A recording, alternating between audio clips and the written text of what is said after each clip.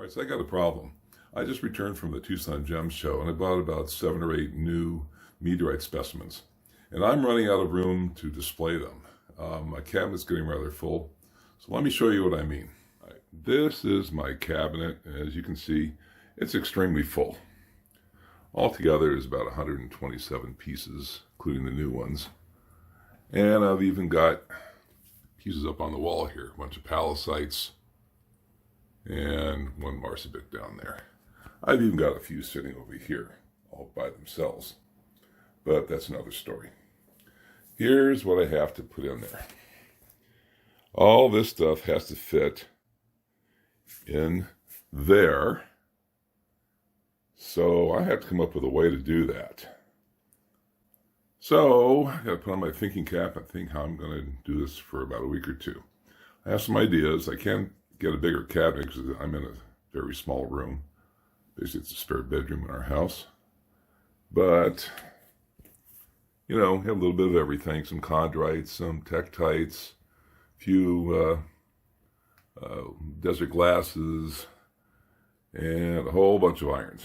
That's my main collection. But gonna have to do something here. So I finally realized that in my cabinet, I have many meteorites that have metal labels that you can purchase online to identify where they came from, what they are. But a good number of them don't.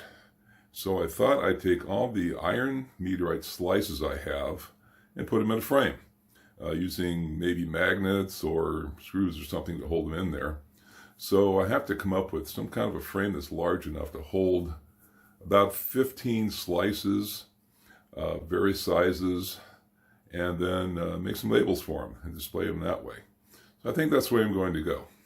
Well, I went on Amazon and I was looking at frames and I finally came up with this guy here. It's a shadow box type frame. It's 2 feet long, 1 foot wide. It should hold quite a few meteorite slices. I'm just going to mount the metal ones in there. Of course, I'm going to use magnets or something to hold them in.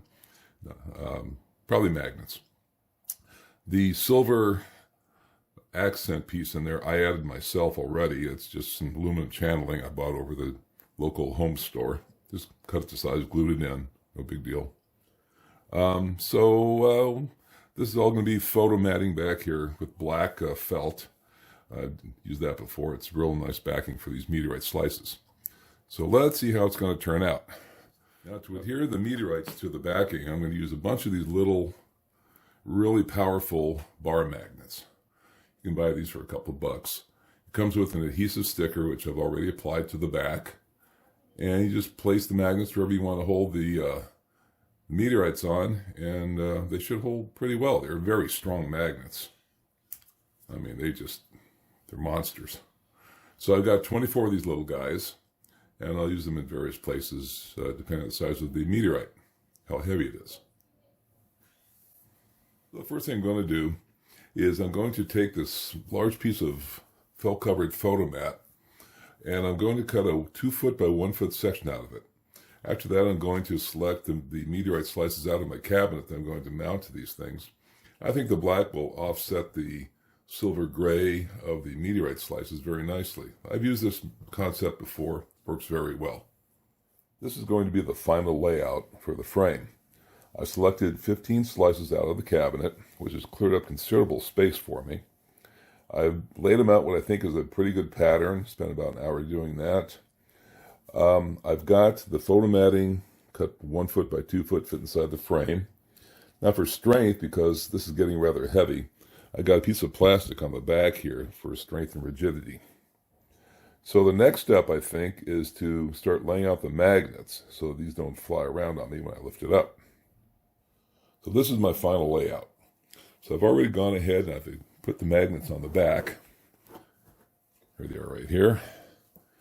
And I've used up here single magnets for the smaller pieces, multiple magnets, some horizontal, some vertical, on the heavier pieces. So these are all adhered, they're all stuck on there, so that's just about all we have to do there. Now all we have to do is assemble the frame. So I've got some cardboard and some poster board I'm going to back up the felt with. So let's go ahead and do that. So I've got the frame right here. It's turned over. You can gently put that into the frame. Should fit just fine. There we go. And back that up. We'll take the cardboard, push it in there, and back that up, just make it look nice. And then all I do is bend over these little tabs, and it's done. So the final assembly now